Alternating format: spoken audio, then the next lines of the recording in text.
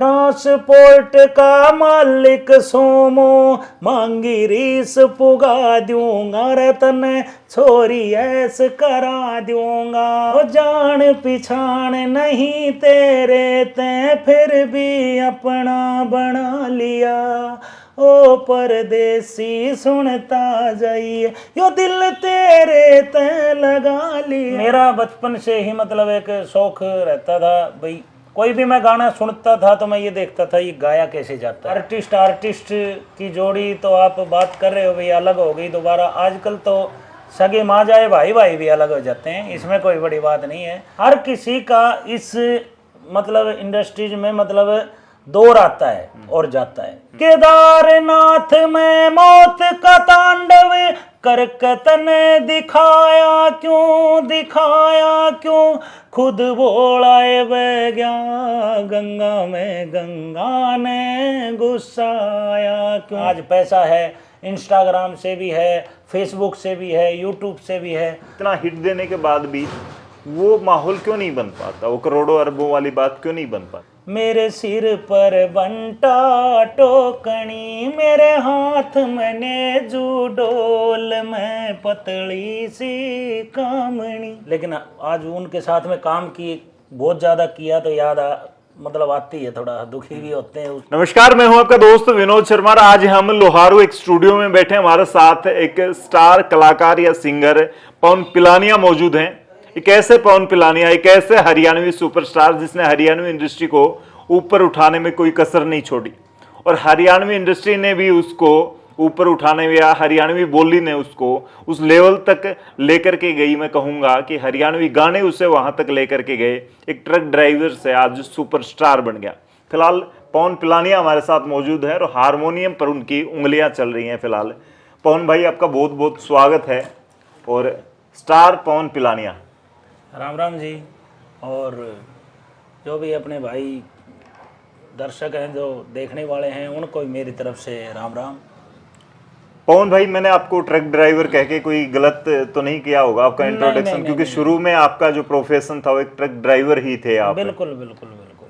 शुरुआत आपकी हुई और डीजे पर जब हरियाणवी गाने बजने शुरू हुए तो उनमें से एक आपका भी कहीं ना कहीं योगदान था, मानते हैं आप ये? हाँ हाँ बिल्कुल रहा, क्योंकि अपने हरियाणा के अंदर डीजे के गाने जैसे शुरुआत हुई थी तो वो कुछ कलाकारों ने इस तरीके से करी थी कि लिरिक्स भी उनके होते थे और म्यूजिक भी वो खुद बनाते थे, लेकिन एक तर्ज की चोरी करते थे। जो भी कलाकार थे तर्ज की चोरी लगा लो, यानी कि पंजाबी गानों पे हरियाणवी डीजे के सॉन्ग बनाते थे। तो उस टाइम पे हमने एंट्री की थी भाई, कुछ भाई तर्जें भी अपनी हो, अपनी तर्जें बना के अपना लिख के सारा कुछ ही अपना, और उस हिसाब से गाने मार्केट में उतारेंगे। और जो अपनी लेडीज हैं, जो माता बहनें हैं, जो हमारी फोक जो गीत गाती हैं, उन तर्जों को भी हमने बढ़ावा दिया आगे, तो वो सफल रहा। कौन भाई, जिस तरीके से 2016 के आसपास हुई थी जो केदारनाथ ट्रेजडी, या उससे पहले हुई थी 2015-16 के आसपास? हाँ, केदारनाथ वाला तो भोले का सॉन्ग 2014 में। 2014 में वो भी एक इतना बड़ा हिट हरियाणवी भजन, इस तरीके से उसकी करोड़ों कैस्टें बिकी और उसका इतना तकड़ा वो रहा था, तब बड़ा वायरल हुआ था वो। बिल्कुल, वो आज भी है। हाँ, वो आज भी है। तो वहां से हम शुरुआत करेंगे एक बार, 2 लाइनें, क्योंकि बड़ी जबरदस्त वायरल हुई थी, आज भी उसकी रील्स चलती हैं। तो पवन भाई की आवाज में एक बार सुनेंगे उसके हम। वो गाना था, एक सच्चाई पे आधारित था। 2014 में जो वो हादसा हुआ था उस टाइम का था, और उस टाइम पे हमारा कोई इरादा भी नहीं था भोले की कैसेट करने का। लेकिन हमारे बड़े भाई, मेरे गुरु भी हैं, मेरी बुआ जी के भी लड़के हैं, भाई राम रमेला, उन्होंने ये भजन लिखा और मैंने गाया। ये कुछ ऐसे था। केदारनाथ में मौत का तांडव करकतन दिखाया क्यों, खुद बोलाए बह गया गंगा में, गंगा ने गुस्साया क्यों, खुद बोलाए बह गया गंगा में, गंगा ने गुस्साया क्यों। हरिओम नमः शिवा, हरिओम नमः शिवा, हरिओम नमः शिवा, हरि खुद बोलाए बह गया गंगा में, गंगा ने गुस्सा आया क्यों। जी पवन भाई, जबरदस्त आपके गाने हिट हुए। उस दौरान डीजे पर अगर कोई दूसरा गाना बजता था तो आपका होता था, और एक वक्त ऐसा था कि लगातार बैक टू बैक आपके बड़े जबरदस्त हिट गाने थे। आज के दौरान अगर वो हों तो मिलियंस और बिलियंस में आपके व्यू होने थे, लेकिन वो कैसेट का दौर था। और कैसेट का दौर आप लोगों की तिकड़ी राजू पंजाबी, रामेर महिला और आप गाया करते, राजू पंजाबी म्यूजिक बनाया करते, रामेर महिला लिखा करते, बड़ी हिट थी उस दौरान। राजू पंजाबी जब हरियाणा में आए या उससे पहले रावत सर में बैठ के गाने किया करते, तब आपने उनके साथ काम किया होगा कुछ दिन हाँ पहले उनकी बिल्कुल डेथ हो बिल्कुल। गई। मैं एक कैसेट करने के लिए गए थे, कैसेट कंपनी थी रत्ना कैसेट कंपनी, तो उसका सॉन्ग मतलब करने के लिए गए थे हम जी। और सोनू दुगेसर के स्टूडियो में अलनाबाद। तो वहाँ पे म्यूजिक का काम करता था राजू पंजाबी और रिकॉर्डिस्ट था वहाँ पे विनोद छिप्पा। तो वहाँ पे राजू भाई से मुलाकात हुई। ये शायद पता नहीं 2007 का या 8 का, पता नहीं, बहुत काफ़ी साल हो गए, याद नहीं है कौन से सन में हुआ था। वहाँ से राजू भाई से और विनोद से मुलाकात हुई तो हमने कहा भाई राजू भाई आप बहुत अच्छा म्यूजिक करते हो, तो आप भाई अपना स्टूडियो कर लो। तो राजू भाई, मैं बीच में बोलूँगा, माफ़ी चाहूँगा, वो आज हमारे बीच में नहीं है, लेकिन आज उनके साथ में काम की बहुत ज़्यादा किया तो याद मतलब आती है, थोड़ा दुखी भी होते हैं उस जब वो मंजर याद आता है वो वाला। तो वो बोला अभी थोड़ा ब्यूं तो नहीं है, मुझको काम देंगे भाई, आप अपना स्टूडियो करो, चाहे कहीं से उठा के करो। उन्होंने मतलब एडजस्ट करके ऐसे कई रिश्तेदारों से या जो कुछ भी करके अपना बिजनेस करने के लिए कुछ मनी लेनी पड़ती है उधार भी। उन्होंने अपने घर पे स्टूडियो लगाया, जिस स्टूडियो का नाम था जगविंद रिकॉर्डिंग स्टूडियो, और वहाँ फिर एक पहला एल्बम रिकॉर्डिंग किया राजू पंजाबी के स्टूडियो में, बंटा टोकनी। अच्छा। जिसको लिखा था रामेर महिला ने और गाया था मैंने और सुशीला नागर ने। वो एनडीजे कंपनी पर रिलीज हुआ और बड़ा जबरदस्त हिट हुआ वो। तो सफलता तो वहीं से राजू के स्टूडियो की नज़र आने लग गई थी। फिर दूसरा एल्बम करने की जब बात आई तो मैंने रामेर महिला से कहा भाई हरियाणा के अंदर कोई बदमाशी का गाना नहीं है, होना चाहिए। उन्होंने जबरदस्त चीज़ लिखी, तेरे जाल में फंस के न मैं जाल बिछाने भूल गया, मोस्ट वांटेड छोरा था हथियार चलाने भूल गया। बड़ा जबरदस्त वो भी चला। जितने मतलब एक पे एक सारे हिट ही एल्बम आते थे, चाहे धार्मिक हो चाहे डीजे के हो। दम दम कर दी चल गाल बिठा दी मारी, 2.5 लीटर दूध गेला 12 टिकट खाऊं सो, बाग में बोल कोयल काली, काफ़ी मतलब जितने भी एल्बम हमने 6 से 7 साल लगातार काम किया, बड़ा जबरदस्त काम किया। राजू पंजाबी का आपने जिक्र किया तो थोड़ा सा हम उस दौर में लौटना चाहेंगे। वो बंटा टोकनी से आपका, और वो बंटा टोकनी ही आपका एक हिट उस नंबर पे उसी हाँ, नाम राजू से गाना पंजाबी था, का वो उस खुद का टाइटल स्टूडियो था और मेरा एल्बम तो था। हम उस गाने की थोड़ी सी 2 लाइनें, क्योंकि आवाज बड़ी सुरीली, माँ सरस्वती का आपको आशीर्वाद है, 2 लाइनें हम आपसे सुनना चाहेंगे थोड़ा सा। वो एल्बम था और वो गाना था ड्यूट का गाना था। तो सुशीला की कुछ लाइनें थी, मेरे सिर पर बंटा टोकनी, मेरे हाथ में नेजू डोल, मैं पतली सी कामणी, छोरी 2 घूंट पानी प्या देने, देखे हम परदेसी लोग, तू पतली सी कामणी। अच्छा चला था। तो भाई बड़ा जबरदस्त। और राजू पंजाबी का म्यूजिक आपने जितना मिठास उनके म्यूजिक में, आपने ये चीज जरूर महसूस की होगी, डीजे में भी इतना मीठा उनका म्यूजिक होता था, जबरदस्त। वो हरियाणवी सिंगर भी जबरदस्त सुरीले थे, क्लासिकल सीखा उन्होंने और बड़े गरीब घर से आए। अब जब एक बात मैं आपसे पूछना चाहता हूँ, सबसे बड़ी, आप भी स्टार सिंगर रहे हैं, लेकिन आज भी जैसे हम देखें बॉलीवुड वालों का देखेंगे, पता नहीं कैसे कैसे चश्मे, कैसे कैसे कपड़े पहनते हैं वो लोग, उनकी गाड़ियाँ बड़ी बड़ी होती हैं। हरियाणवी इंडस्ट्री में इतने बड़े हिट गाने देने के बाद भी आज राजू पंजाबी का लोग चर्चा कर रहे थे कि करोड़ों अरबों पता नहीं उन्होंने कमाए होंगे, लेकिन हकीकत कुछ और थी। ऐसी चर्चाएं जब बाद में आई, आप जैसे लोगों का इतना हिट देने के बाद भी वो माहौल क्यों नहीं बन पाता, वो करोड़ों अरबों वाली बात क्यों नहीं बन पाती? देखिए, हमने पैसा ज़रूर नहीं कमाया, लेकिन भाईचारा कमाया है, भाईचारा कमाया है। और जैसे राजू पंजाबी के घर पे स्टूडियो था उस टाइम पे, अब तो राजू 2014 में नहीं, शायद 15 में मतलब हिसार में आए थे, लेकिन हमारी पहले बहुत ही अच्छी दोस्ती रही थी। और उस टाइम पे पैसा मार्केट में था नहीं, पैसा मार्केट में अब आया है। तब तो एक एक गाने के या पूरा एल्बम रिकॉर्ड कर लिया, 8-8 गाने एक दिन में, रात को 8-10 हजार रुपए एक दिन के बस दे दिए। जब तब इतना पैसा नहीं था। आज यूट्यूब का जो मतलब सोशल मीडिया का जमाना आ गया ना, आज पैसा है, इंस्टाग्राम से भी है, फेसबुक से भी है, यूट्यूब से भी है। आज कम से कम एक गाना 300-400 साइट पे पैसा कमाता है। उस टाइम पे सिर्फ एक डीवीडी के अंदर डल के एक कैसेट से ही पैसा कमाता था। लेकिन जैसे आपने बताया कि दौर बदला, माहौल बदला और कमाई के जरिए बदले, बहुत ज़्यादा कमाई, 4 गुना, 10 गुना, 20 गुना कमाई हो चुकी है। लेकिन आप लोग वापस उस रोल में, वहाँ उस माहौल में क्यों नहीं सेट हो पाए? क्यों आपने ड्रॉबैक रहा ये, या फिर अपना कदम पीछे हटा लिया आपने? क्यों नहीं उस तरीके से वो माहौल बना पाए सोशल मीडिया के दौर? देखो एक बात बताऊं, चाहे कोई भी कलाकार क्यों ना हो, उसका एक दौर होता है, ये तो मानना पड़ेगा। क्योंकि हम इतने सिंपल इसीलिए रहते हैं कि हर किसी का दौर आता है। जैसे मेरे बहुत सारे गाने हिट चले, उसके बाद में राजू भाई खुद गाने लग गए, तो उनका भी दौर आया ज़बरदस्त। फिर राजू भाई का डाउन आ गया, फिर अपने गुलजार छान्नी का दौर आ गया, राज मावर का दौर था, राज मावर का दौर आया। हर किसी का इस मतलब इंडस्ट्रीज में मतलब दौर आता है और जाता है। ये किसी का मतलब गुलाम नहीं है कि वही मतलब 24 हर वक्त कोई हिट रहे। एक दौर होता है, किसी का 2 साल, किसी का 3 साल, किसी का 4 साल। हमारा 6 से 7 साल रहा और फिर आएगा, फिर आएगा। कोशिश में आज भी मैं एक रिकॉर्डिंग स्टूडियो में बैठा हूँ। आज बड़ा हिट गाना रिकॉर्ड हुआ और मुझे दोबारा से पवन पिलानिया को सुनने का लाइव मौका मिला है। ये बड़ी अच्छी बात है, दोबारा से लौट रहे हैं।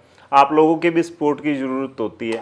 सबसे बड़ी बात, सुपरस्टार जोड़ियाँ MDKD के लगा ले, सुभाष पोजी प्रहलाद पागना की लगा ले, आपकी रामेर मेला की लगा लें, या विनोद छिंपा और राजू पंजाबी की लगा लें। बहुत सारी जोड़ियाँ ऐसी रही हैं हरियाणा में जो चर्चाओं में रही, जिन्होंने गदर ढाया है और कमाल मचाया है, सुपरस्टार रहे हैं वो उस दौर के।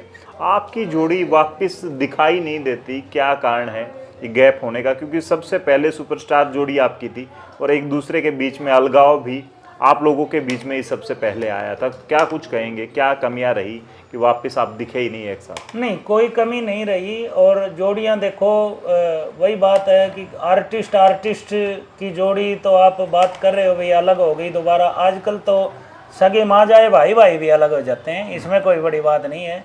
अपना अपना सबको करना पड़ता है।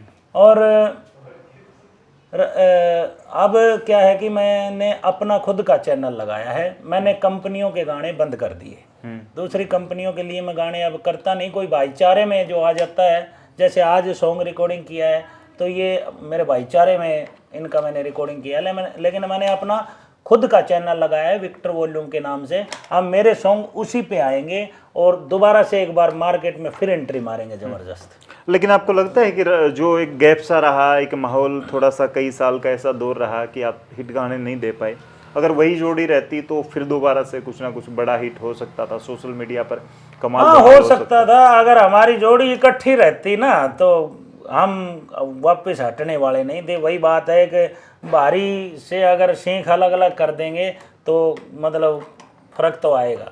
अगर इकट्ठी रहती हमारी जोड़ी तो आज भी हम गदर मचाते बढ़िया वाला।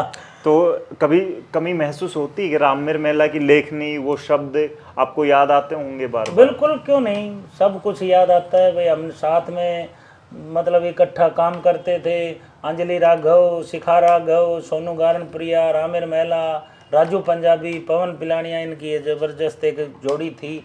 आज भी याद आता है वो काम भाई, हम साथ में करते थे। अच्छा, ये आपका ट्रक ड्राइवर से एक स्टार सिंगर बन जाना है, सिंगिंग लाइन में आना, किस तरह से, क्या कुछ किस्सा रहा था? ये किस तरीके से शुरुआत हुई? मैं मतलब बचपन से ही बुआ के घर पे रहता था, गारणपुरा में। रामेर मेला की मम्मी मेरी बुआ है। मेरी और भी 3 बुआ हैं, सभी वहीं पे हैं। तो मतलब मेरी मम्मी की डेथ के बाद में मैं वहीं पे बुआ के वहाँ पे रहने लगा। वहाँ पे कुछ पढ़ाई की मैंने, और फिर वहाँ पे खानक लगता है नज़दीक, तो मैंने पढ़ाई में ज़्यादा इतना, जब भी मेरे को पढ़ाई मैंने बंद की उसके बाद में मैंने ट्रक सीखा, क्योंकि बुआ के लड़के ट्रक भी चलाते हैं। अच्छा। तो मेरा बचपन से ही मतलब एक शौक रहता था भाई, कोई भी मैं गाना सुनता था तो मैं ये देखता था ये गाया कैसे जाता है, और आमिर महिला की नज़र रहती थी भाई कोई भी सॉन्ग लिखा कैसे जाता है। तो उनका ध्यान लेखनी में था, मेरा सिंगिंग में था। धीरे धीरे छोटे मोटे प्रोग्राम होते थे तो हम दोनों भाई उसमें गाते थे, तो मैं आमिर का लिखा हुआ ही गाता था। अच्छा। धीरे धीरे हमारा मतलब एक थोड़ा ध्यान में आया, मन में आया कि भाई हम कैसेट निकालेंगे। हमने जगह जगह कैसेट कंपनियों से बात की, और एक बार फिर आमिर महिला ने कहा कि भाई एक सुरताल कंपनी है जो कि मतलब अपनी एल्बम कर देगी और पैसा लेंगे वो। फिर हम दोनों भाई गए, हमने वहाँ पे पहला एल्बम जो आमिर की कलम से, उनका पहला ही एल्बम था, मेरा भी वो पहला ही था, देसी लव स्टोरी के नाम से, जिसमें लांडी कुर्ती आया था। नहीं उसके अलग था, उससे पहले। अच्छा, उससे पहले। हाँ, उससे पहले वो आमिर का भी पहला वही एल्बम था और मेरा भी पहला। पहला गाना कौन सा था उसमें आपका? उसमें था उस टाइम पे एक सॉन्ग चला हुआ था देले गेड़ा, उस पे लिखा था मस्त जवानी तेरी बोतल बंद शराब की, मैं मस्त मलंग हरियाणे का तो कुड़ी पंजाब की। बहुत अच्छा एल्बम किया था हमने देसी लव स्टोरी के नाम से, लेकिन वो चला नहीं फिर एल्बम। ऑडियो आई थी उसकी, कैसेटें आई थी डेक की, लेकिन फिर उसी कंपनी ने, मैं तो गाड़ी लेके कहीं गया हुआ था, आमिर महिला को दोबारा बुलाया उसी कंपनी ने। उस टाइम पे फिर वो लांडी कुर्ती वाला आमिर महिला ने रिकॉर्डिंग किया, वो अच्छा चला। तो ट्रक जो है, आप ट्रक चलाया करते, आमिर महिला आपके साथ ट्रक में ही काम किया करते पहाड़ पे? कभी उन्होंने भी चर्चा की है मतलब कि कभी पहाड़ में काम किया करते? मेरे साथ में भी घूमने के लिए चले जाते थे, वो भी पहाड़ में काम करते थे। ठीक है, जो खन्नक के आसपास जो गांव पड़ते हैं वो तकरीबन उस टाइम पे आज भी उस वहीं पे काम करते हैं। कोई मतलब मशीन का मैकेनिक है, तो कोई मतलब बहुत सारी काम है खन्नक में, तो और जो अड़ोस पड़ोस के गांव के होते हैं वो वहीं पे काम करते हैं। पवन भाई, जिस तरीके से बहुत सारे कलाकार हैं और खास करके सिंगर को काम मिल जाता है थोड़ा बहुत, लेकिन हरियाणा में स्टेज की कमी महसूस होती है कि जिस तरीके से पंजाबी कलाकारों को विदेश तक के शो मिलते हैं, तो आप लोगों को भी वो चीज़ें मिल दें तो थोड़ा सा पर्याप्त धन जोड़ने की उस चीज़ की मेरे को इच्छा नहीं है। मेरे को इसलिए नहीं है क्योंकि जैसे हमारा दौर था तो उस टाइम पे ये सॉन्ग मैंने किया भोला बह गया गंगा में, तो ये एक मतलब जो धार्मिक था, ये भोले का सॉन्ग था। तो मेरे भक्ति के ही स्टेज प्रोग्राम बुक होने लग गए, वो आज भी करता हूँ मैं, अच्छा करता हूँ, जबरदस्त करता हूँ। हाँ, आज भी मेरे भक्ति के जागरण जगराते और चलते रहते हैं।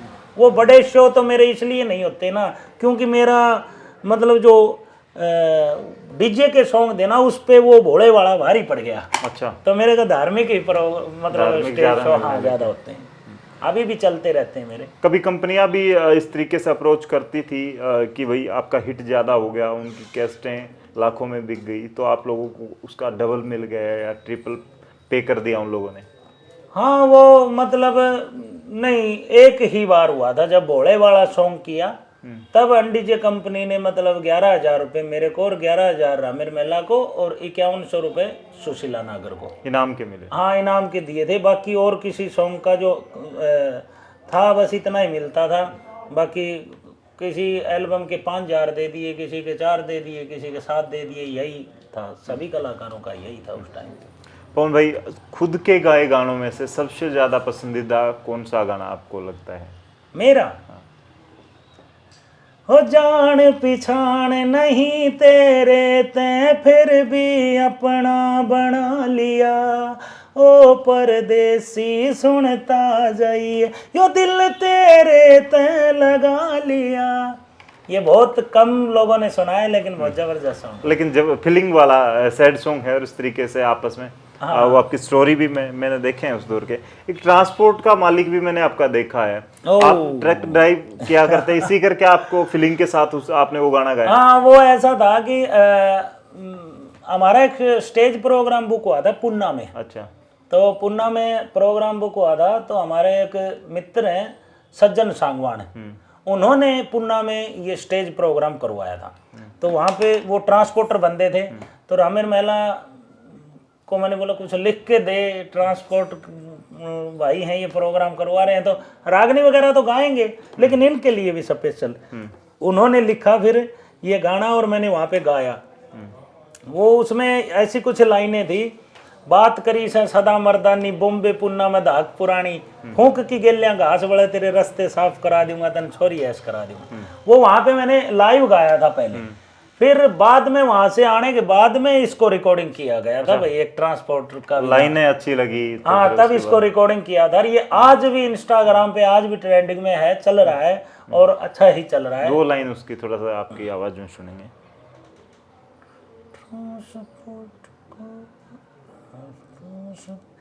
ट्रांसपोर्ट का मालिक सोमो, मांगी रीस पुगा दूंगा, रतन छोरी ऐस करा दूंगा। ट्रांसपोर्ट का मालिक सोमो, मांगी रीस पुगा दूंगा, रतन छोरी ऐस करा दूंगा।